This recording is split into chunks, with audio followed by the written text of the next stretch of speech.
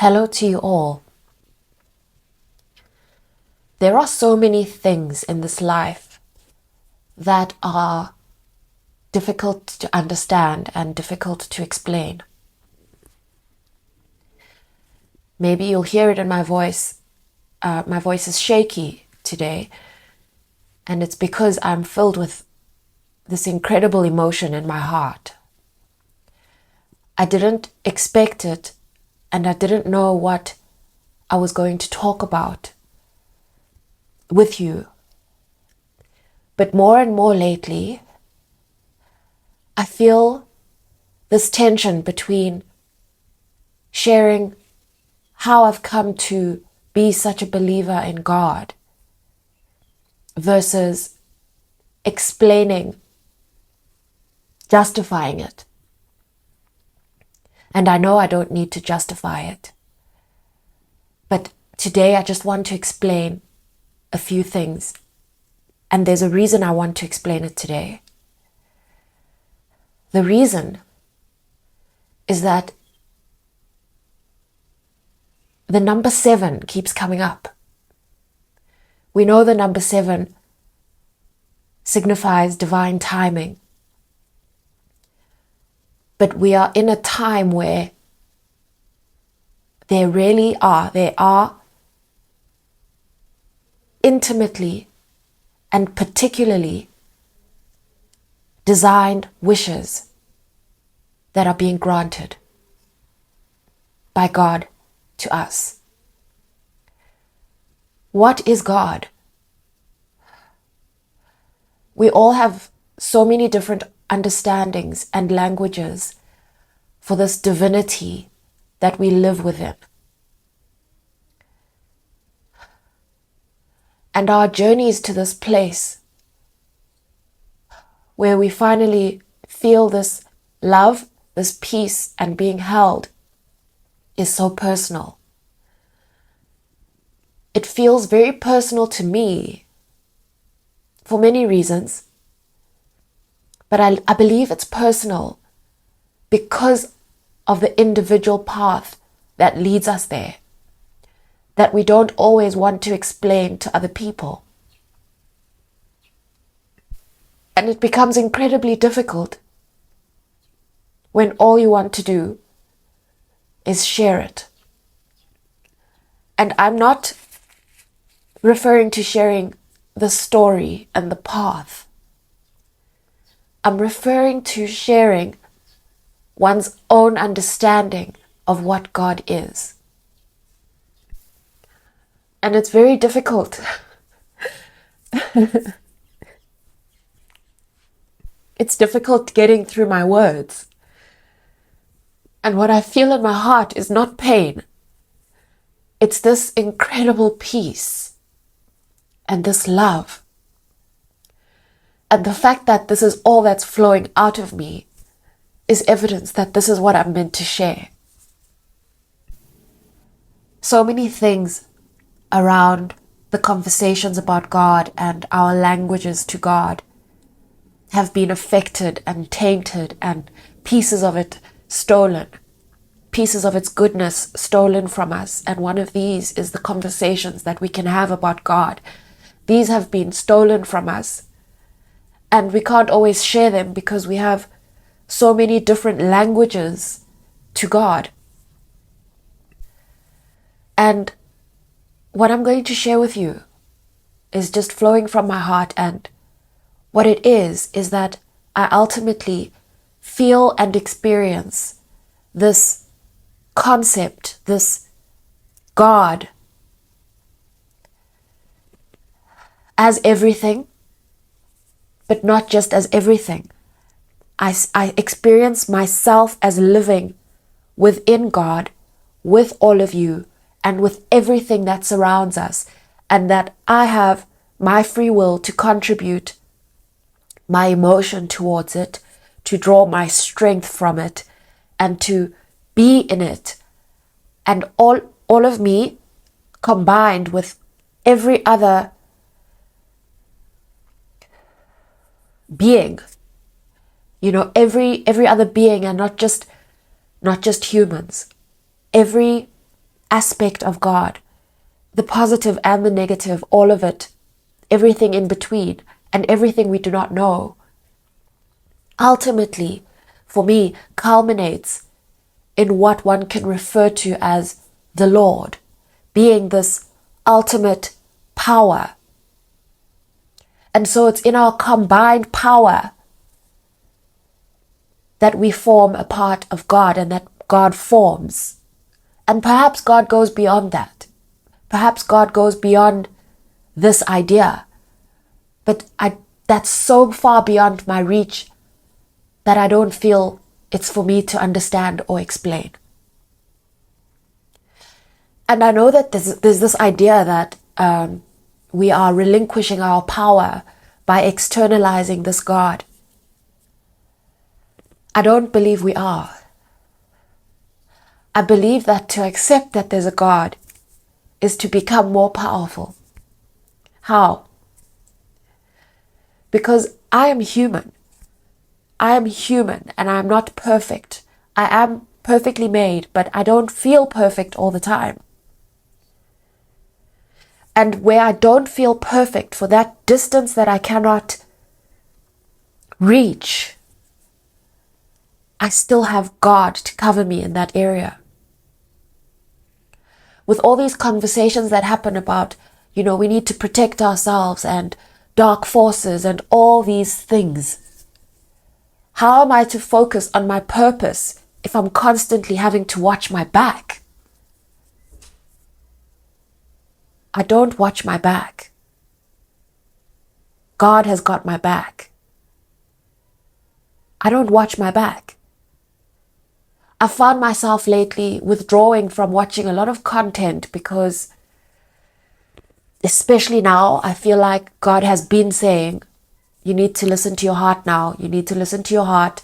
You need to stop watching what other people are doing, watching what they're afraid of, watching what they're warning you against. At some point, it formed entertainment. As soon as it becomes a guide, perhaps that's where to really ask for more discernment and to really come back to oneself and contemplate what it is you truly believe. What it is you truly believe, why you believe that way. What have you been taught and what do you choose? And I don't believe ultimately that it requires one to choose. I do believe it makes it incredibly easier. But again, nobody can convince you which path to follow, which road, which language to speak. Nobody can convince you. And I believe that I've been led here because I feel my destiny as large, as big. So large it feels intimidating to me. And so, for that distance that I cannot see as far as, feel fully, I can feel it, but maybe not fully because I become afraid as soon as I try to tap into it. For that distance that I'm afraid of, that I release to God. And as I contemplate this idea of evil, darkness, why it exists, the other day I mentioned, what is my contribution on this earth? Is it to spread this light and to, eventually make everything light? And more I'm realizing that the darkness is not just a concept that we accept because it makes sense. No, darkness is not just something we accept so that we can embrace the shadow and so that we do not gaslight ourselves and act as though the intention is for us to be completely perfect, and to acknowledge its existence. That's not the only purpose of darkness, to acknowledge its existence. Its existence is acknowledged. I believe the evil in this world and the darkness in this world exists so that this balance can be sought. Balance being the wheels that rotate that bring us back to God, that bring us back to love, this place where everything that we want and desire in a highly particular way, in a deeply intimate way, can find us. You know, as one manifests and engages with this idea of manifestation, this has been a long road for me. This has been a long road for me. I realized early on that I am a manifester. By that, I mean, I believe we all are. However, I received evidence, if I could put it that way, or signs early on in my life, I'd say from my late teens through my early 20s. This is something I reflected on quite a bit as life began to change. As life began to change, as you become an adult, you know, the choices you make start to steer you in a direction that, you know, you're not really happy with, or this depression started growing in my heart. Anxiety started to build, and this feeling like I'm just not on the right path, or not so much that, but more that whatever path I see ahead was just becoming not that satisfying for me to think about and look at. I just saw all of these choices that I'd already made, which were very much based and born in what I thought I was meant to do with my life. And also not having a clear path set in terms of where my heart wanted me to go. But, you know, I did. I grew up in a world where you don't follow your heart. You don't follow your heart. You follow the path that's set out. You know, you go to school, you do well in school, you pass, you go to university, you pass, you find a good job, you apply, you get it, you know, all of these things. And everything that matches what I said in terms of personal life, I did all of that stuff. How did I know I was a manifester?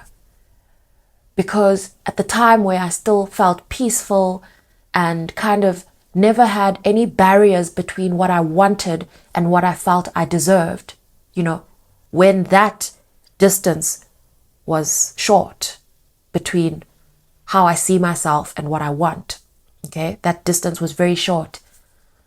I would decide where I wanted to take my life. I would pursue that thing, and before I knew it, it had come together in exactly the way I'd asked for it. The fact that it was not deeply satisfying to me is not really the point. The point is that, you know, I'd ask for it and I'd receive it. Over time, life began to change. Life began to change in the sense the things I wanted were no longer coming to me. And now I'm really summarizing what is a much longer and bigger story. But in essence, I was not accepting the things that I wanted in my heart. I had not given those things a platform in my life. Number two, I had surrounded myself with people, places, and things that allowed me to diminish my perception of my value. And so by the time I wanted certain things and wanted to give them a platform, those things felt unattainable to me. And so simply asking for them meant, yes, I've asked, I've applied,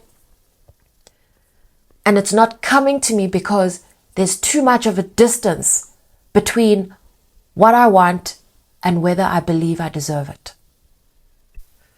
And what's coming to me now is, I suppose this is why I want to have this conversation, not just about God, but what I believe and what, in terms of my life and what I see coming together, what manifestation is and how we do it. I honor every other path to becoming a manifester. I honor every path that is working and bringing people peace. 1444. I honor them.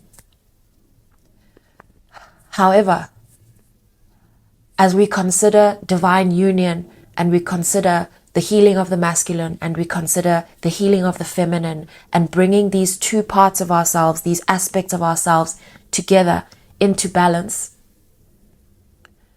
I'm finding this to be a journey of healing self-love, healing one's own sense of personal value, healing confidence, feeling safe, feeling creative, feeling guided, and feeling like not such heavy action needs to be taken to achieve these goals that we have.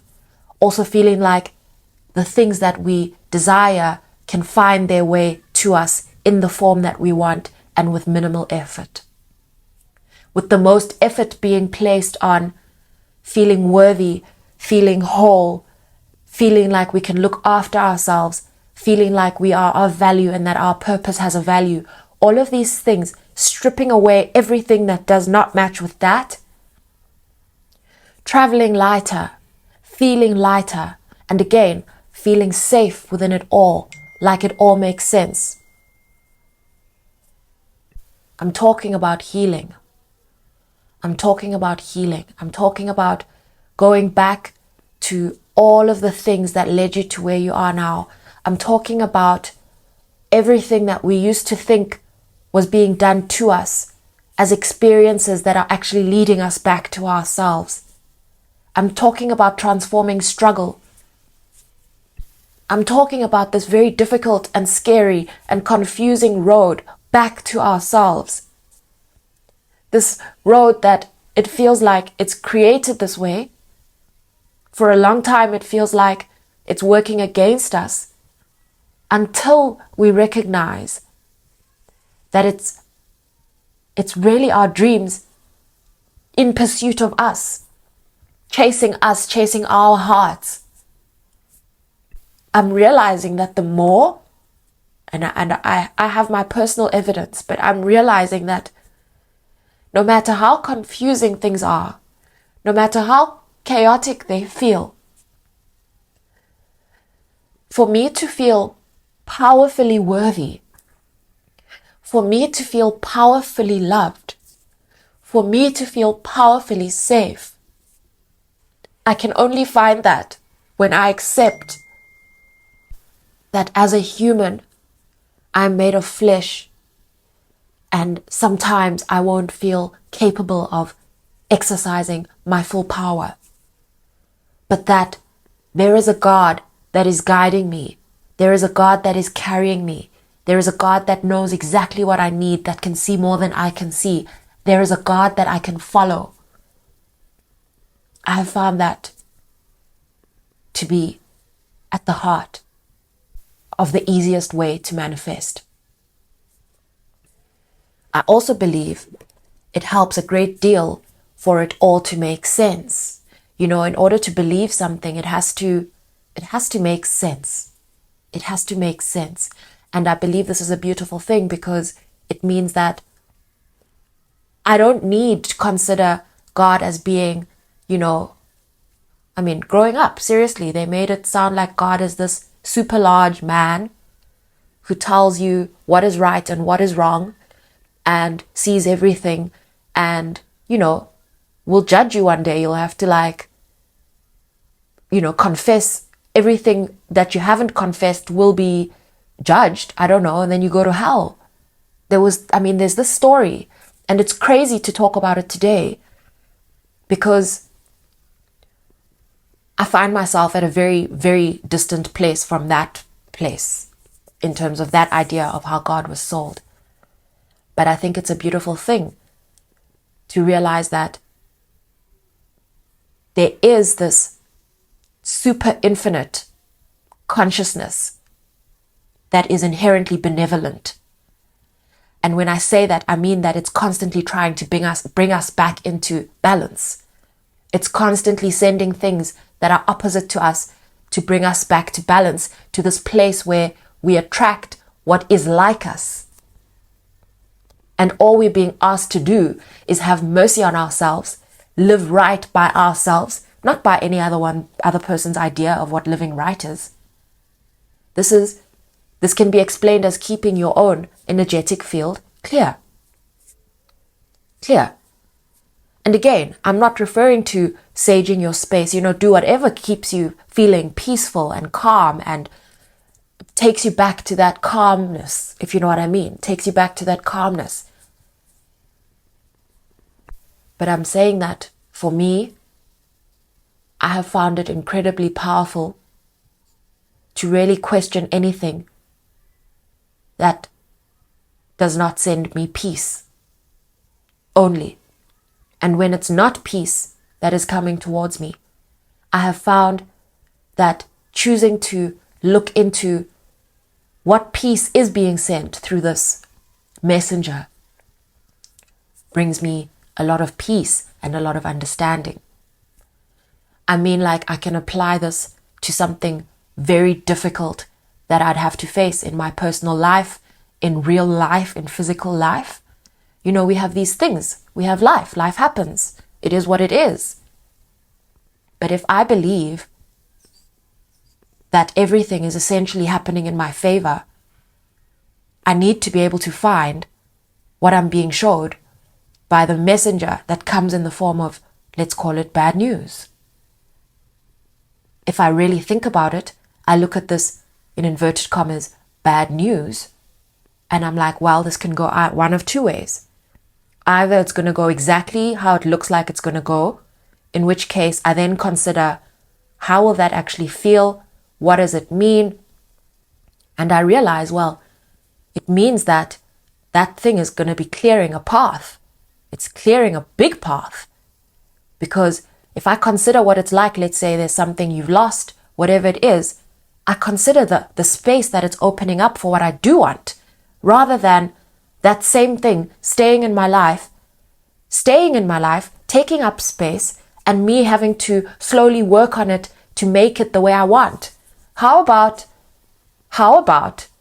life just swallows it and removes it out of my path? You see, this is what I'm talking about. I'm talking about our perspective in terms of when bad things happen. And I'm using the word bad loosely. I've already given enough disclaimers in terms of what I mean by bad. I'm talking about these things that scare us and threaten to take our peace. Whether it's a person, a place, or a thing, is to really sit with it and wonder to yourself, what have you been asking for? Perhaps you've been clinging to this thing, wanting to slowly workshop it. Perhaps you feel more comfortable pursuing the more painstaking and grueling path rather than the unknown, which leaves a lot of space and allows room for goodness to be delivered. This is perspective. And then comes to choices. Again, we live in such a chaotic world. And this chaos, sometimes we feel it. We feel it in our stomachs as we're making choices and as we're faced with choices. Sometimes the exact thing you've been asking for finally appears in your life.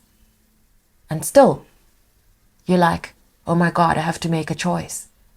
And so you're sent into this space where suddenly you feel nervous. In these cases, and in this case, I have gone back to the question, does this bring me peace? If I come back to the present, does this bring me peace? How does my heart feel? Does my heart feel peaceful? Peace is love. Peace is love. And so now this is moving away from this idea that love is born of another person presenting themselves in your life, or born in friendships, born in relationships, Love is in the heart. It's felt in the heart. It is everything. Because again, God is love. It is everything, blah, blah, blah. But that peace, when it overflows, when peace overflows, is how I would explain how I felt when I started this video. And it's actually the feeling that made me feel safe enough to then speak what's on my heart, which is essentially what feels like a testimony to this relationship I have and live in with God and in God, that has brought me so much peace, that has brought me my manifestations in a deeply intimate and particular way. You know, these things you've designed in your mind and designed in your heart, you think they're forgotten. You think they've been forgotten. But all that's being asked of you is that you strip away everything that is not you, even when it's difficult, and even when something comes into your life, or you come across something that is almost like what you asked for. Because I'm just going to say, that has pissed me off a few times. Where something looks almost like what you asked for, but there's just that one thing. I'm saying, when that happens, stay true to yourself. Stay true to yourself. Because that moment is a test. And I'm not saying everything is perfect, but I'm saying you are the judge of what is perfect or not. And so if there's that one thing sitting on the thing that you asked for, if it's a deal breaker for you, it's a deal breaker. If you've decided it's a deal breaker, it's a deal breaker. And in that moment, what you're actually being asked to do is not to accept, what you asked for -1. What you're being asked to do is accept that you are worth what you asked for 100% without the -1. That -1 is important because you asked for it and you deserve it. And so you go back to what you were doing, and you go back to accepting that you still want what you want, what you asked for, and you want it just like that, and continue to do the work to strip away any reason why you do not deserve that. That's all we're being asked to do, is to love ourselves.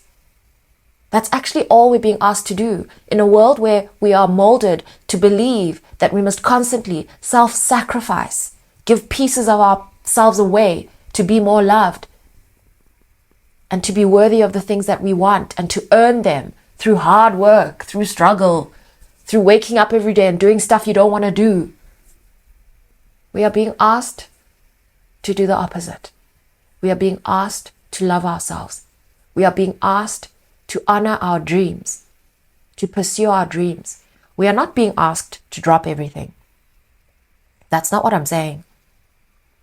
We are just being asked to do the healing work, to do the healing of our sense of personal value, to do the healing of our sense of, what are we here in this world to do, and what's stopping us from doing that? What's stopping us from feeling safe enough to pursue these things, even if it's simply in the privacy of your own journal?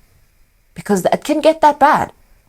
It can get that bad. It can feel that difficult that you do not even feel safe to admit what it is you want in your own journal.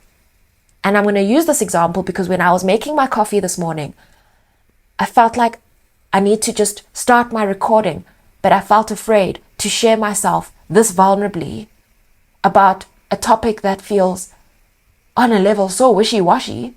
It feels fluffy. That's how I felt. And I asked myself, you could sit and record and not share it with anyone. What are you actually afraid of? What are you actually afraid of? Because you're not live streaming. You're recording. So after recording, if what you have recorded feels like crap, you can trash it. So what are you afraid of? Are you perhaps afraid of yourself? And so I'm going to close this with a quote that's come to my heart now. Marianne Williamson wrote, "Our deepest fear is not that we are inadequate. Our deepest fear is that we are powerful beyond measure. It is our light, not our darkness, that most frightens us. We ask ourselves, who am I to be brilliant, gorgeous, talented, fabulous? Actually, who are you not to be? You are a child of God. Your playing small does not serve the world. There is nothing enlightened about shrinking so that other people won't feel insecure around you. We are all meant to shine, as children do. We were born to make manifest the glory of God that is within us. It's not just in some of us, it's in everyone. And as we let our light shine, we unconsciously give other people permission to do the same. As we are liberated from our own fear, our presence automatically liberates others. This is from a book called A Return to Love, Reflections on the Principles of A Course in Miracles. And after reading this, I'm coming back to God because so many things.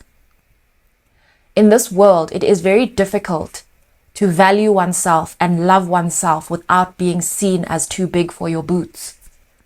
And here I'm saying, let God carry that. In this world, there are so many things that happen that are beyond our physical control. Sometimes it's even the law itself, the legal system that's meant to protect you, that denies you your basic human rights as you know them according to God. Let God carry that. God can work quickly. I'm going to tell you now. God can work so quickly. However, there is no bypassing the walk back to yourself. There is no bypassing that walk back to yourself. In order to make room for this benevolent and powerful God to make moves in your life, that God's waiting to make moves in your life for you, in your favor, you need to make room for those things. And so while you are doing things to please other people, to make other people happy, and to present yourself the way others expect you to present yourself, your house is full. Your house is full. Your suitcase is packed with other people's stuff. Your luggage is too heavy. You cannot carry that luggage. And so I invite you to sit that suitcase down, unzip it. It's going to be tight at first because it's so full. You remember how long you took stuffing it, sitting on it to force everything in that felt like maybe I'm taking too much in here, but you still did, and you forced it into that suitcase. It's bulging. I'm going to tell you to sit back down on that suitcase and release that zip and start unzipping it, and some stuff's going to pop out. Some stuff you don't want to look at is going to pop out, but I'm telling you it's going to be worth it, because there's nothing like packing light and coming back home after a great holiday with everything you wanted. Sending you so much love.